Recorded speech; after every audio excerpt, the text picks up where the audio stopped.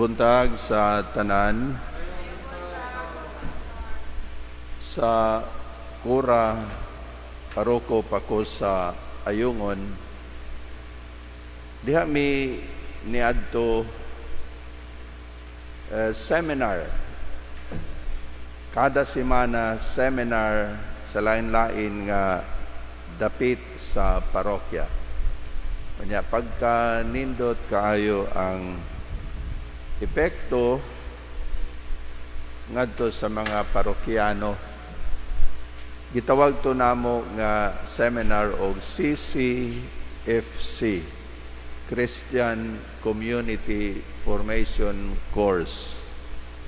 Kada semana, tulo ka adlaw nga formation seminar para sa mga parokyano. Sa usa namo ka seminar sa baryo, dihay usa ka miyembro sa Iglesia ni Cristo ang miadto sa eskwelahan, at sagad adto mi sa eskwelahan mag-seminar kay live-in man to. Nya nanghagit og debate,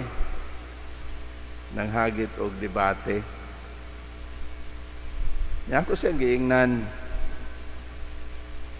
bro, mahimong magdebate ta tibuok gabi apan di gyud mi siguro gyud ko nga di mi nimo madala sa inyohang tinuohan.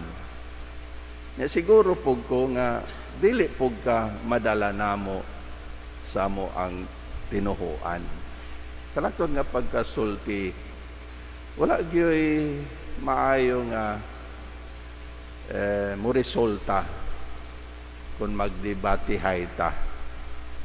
Ako siya giingnan, nga naman, ay big ato lang sundon kuno ang gisugo kanato sa Ginoo nga maghigugma ay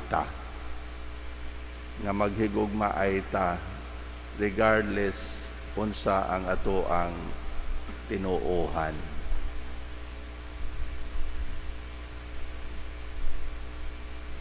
Sa Ebanghelyo karon, si Jesus nag-ampo, di ba? Nga mausaon ta. Ingon nga siya ug ang iyang amahan usa. Di ba mao na ang iyang pag-ampo? Siguro gid ko nga si Jesus wala mag-ampo nga naanalay usa ka relihiyon, nga naaray usa ka paagi sa pagsimba, nga naalay usa ka paagi sa pagpadagan sa simbahan, etc. Apan ang iyang pag-ampo, hibaw-an nato, mao nga ang tanan katawhan mausara diha sa gugma,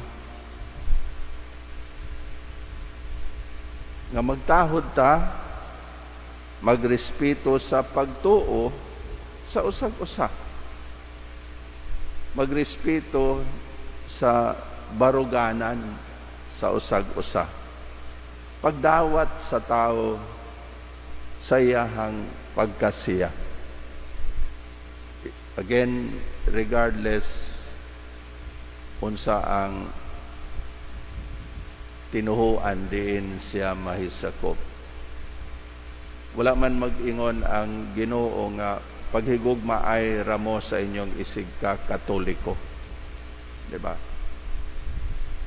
Ang sugo niya, paghigugma ay kamo sa usag-usa. Naibalo mo og unsay hinungdan nga kitang mga Kristiyanos nagkabahin-bahin. Kita manggod nagtuo, labi na kitang mga Katoliko, nagtuo nga anaha atay monopoliya sa kamatuoran, monopoly of truth. Atong i-criticize ang mga laing simbahan ug magtuo ta nga kita lamang ang ana ay maayong relasyon ngadto sa Ginoo. Magtuo ta nga ang simbahang Katoliko lamang ang ana ay Ginoo.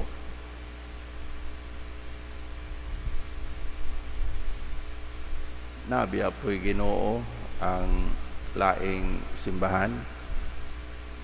Nabiya po'y Ginoo ang laing kultura sa katawhan. Ang pagkausa sa mga Kristiyano nagpasabot nga magsinabtanay kita tungod sa gugma. Magtinagdanay ta out of love. Again, irrespective of what religion you belong. Ibalo mo unsay sikreto sa pagkausa. Ako ni nga na experience diha sa akong involvement sa ecumenical fellowship. Diya to'y panahon nga kaming mga pangulo sa kasimbahanan magtagbo once every 2 months diri sa Dumaguete. Mga pangulo, I was representing the Roman Catholic Church. Si Bishop Camba sa UCCP sa Siliman, Bishop Ga sa Aglipay, ug lain-lain nga mga pangulo sa kasimbahanan. Unya pagkanindot sa epekto sa Bais ko, when I was the parish priest in Bais, we also have one na gitawag to namo sa Bais o Kaada, Church Alliance Against Drug Abuse. Ang among gihimo o amo ang nasabutan nga likaya namo ang paghisgot sa mga butang nga magkalahi me, ug among hisgutan ang mga butang nga pareho kami og gituohan, ug mas daghan ang mga butang nga pareho kita og gituohan sa uban nga mga relihiyon. Unya gibuhat namo to tungod sa gugma, and we were one in responding to some issues in the community. Pareha pananglitan drug abuse. Kaming tanan pareho og gituohan bahin sa unsay angay bahin sa kadautan sa drug abuse, and we were one in doing something to respond to the problem. Ingon ni ana, respetuhay mi sa pagtuo sa usag-usa. Usahay tigo mi, moadto mi sa simbahan, sa usa ka simbahan.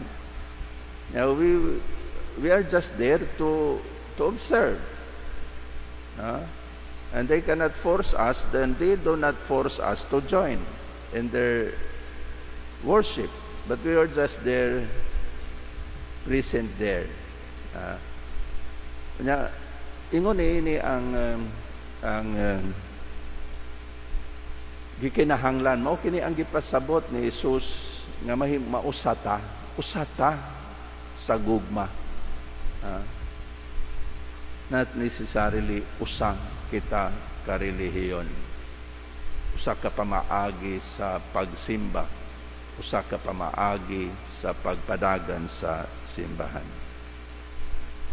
Dunay nagingon nga kana kunong Christian unity pareho og usa ka orkestra. Naglain-lain ang mga musical instruments, but then they produce a beautiful music.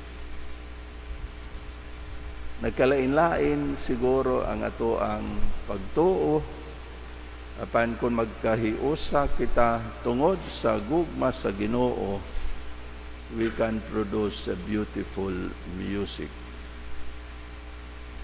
Kinatunta nga makatuhop kini sa ato ang kasing-kasing. Kining maong kamatuoran, makatuhop unta sa atong kasing-kasing tungod kay dili man Kristiyano. Dili man gud Kristiyano kanang panag-away. Gani dili ko uyon anang debate sa plaza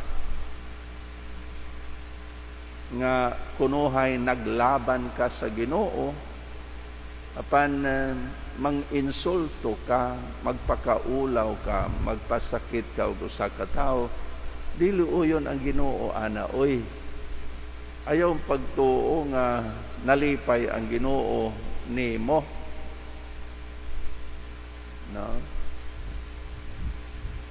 Katawan, bugal-bugalan nimo ang tao, dili uyon ang Ginoo ana. Paghigugma, we can explain our faith, ang atong tinuhuan, atong mapasabot sa husto ug maayo nga paagi, dili pinaagi sa pagpakaulaw ug pag-insulto sa persona sa usa ka tawo. Sa akong balikon, hinauton ta nga makatuhop kini nga kamatuoran bahin sa kabubuton sa Dios, makatuhop unta sa atong kasing-kasing aron sa tinuoray makapahimuot kita sa Ginoo. Amen.